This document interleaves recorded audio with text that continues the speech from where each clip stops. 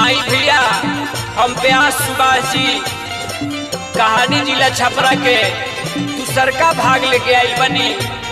पहिलका भाग जितना रुड़ल आशीर्वाद हमरा के देनी बहुत निक लागल आ दूसरको भाग के हमरा पूर्ण भरोसा विश्वास बाकी रुड़ल सुने निक लगी हमरा के आशीर्वाद दे। Shiva recording studio Silhauri.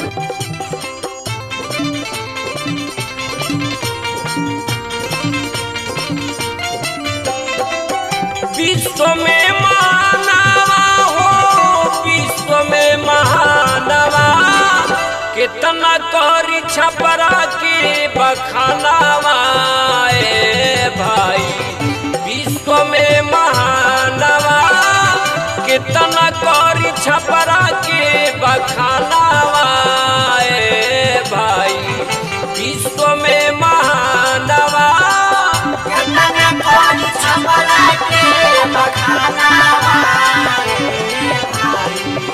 विश्व में महानवा छपरा जिला के एगो जीरा देई नगर बा।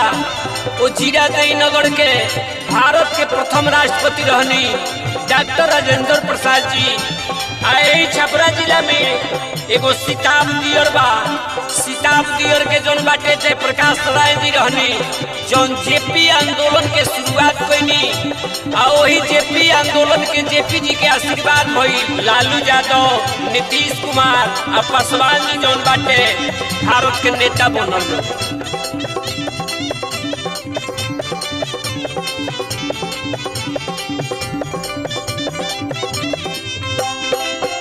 जीरा देई के राजेंद्र बाबू राष्ट्रपति भइले। सिताब दियरा के जय प्रकाश दोलन चलैले।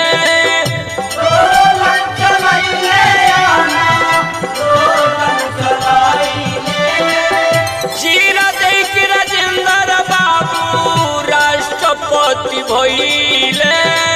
सिताब दियरा के जय प्रकाश दोलन चलैले।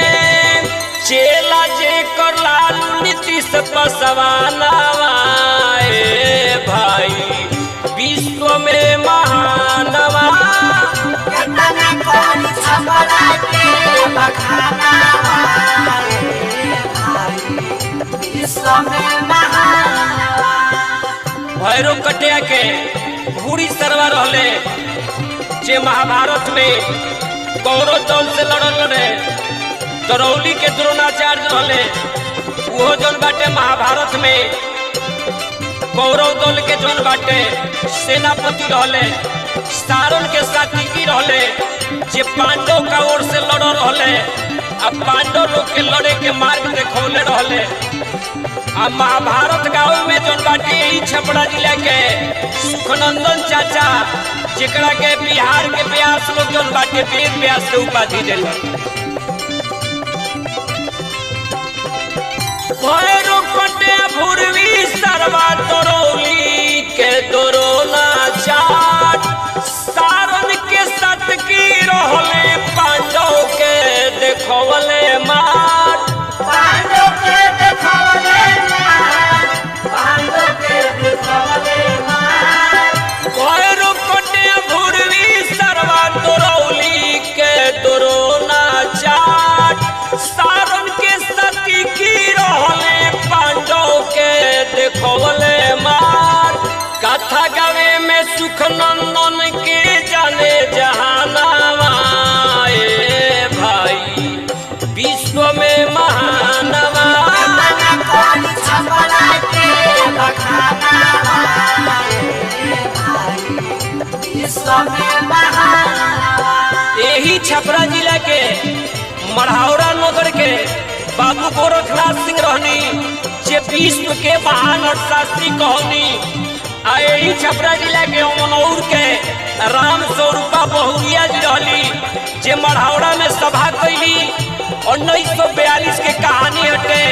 अंग्रेज के जवान सिपाही जौन बाटे तोप बंदूक लेके चलोला ओखर मुसर से बहुरिया जी का आदेश पर जौन बाटे यही छपरा जिला के नारी अंग्रेज के सिपाही के मार के गिरा दे। मरहा मरा के को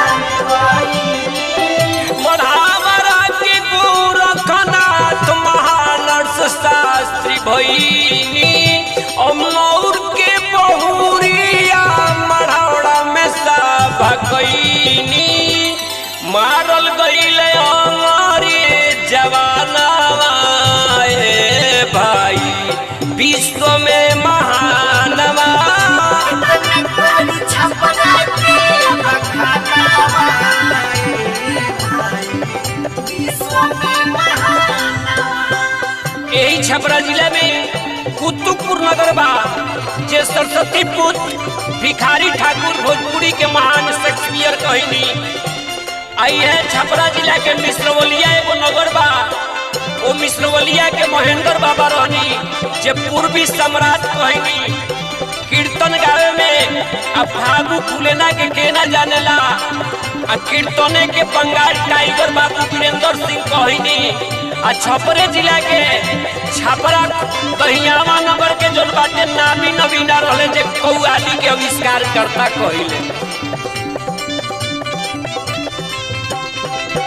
भोजपुरी में भिखारी ठाकुर, पूर्वी में बाबा महेंद्र, कीर्तन में फागु फुलेना टाइगर वीरेंद्र।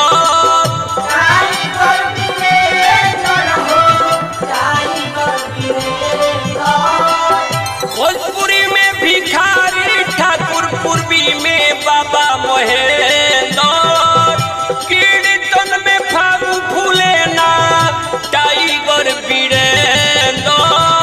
नवीना कैले कौआली के रचना भाई विश्व में महानवा।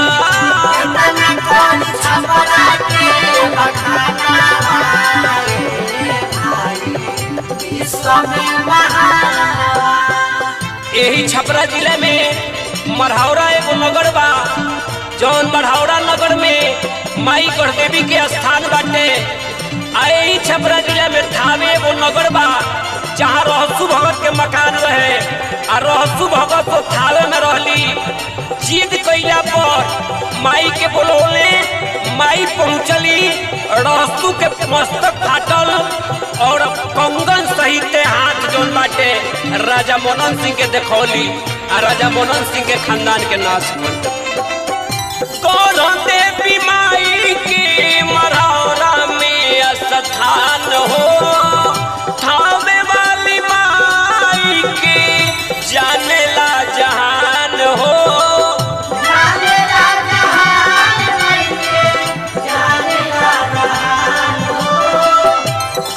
देवी माई के मढ़ौरा में स्थान हो, थावे वाली माई के जानेला जहान हो। बीरबल सुबास कर सुन गानावा भाई विश्व में महानवा।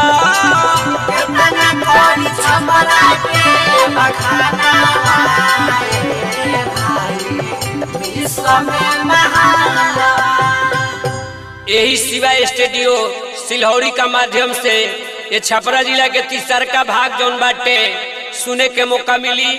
हमारा पूर्ण आशा पूर्ण विश्वास बाकी लोगन कहानी जिला छपरा के तीसरका भाग दूसरका भाग जरूर सुने। जय हिंद।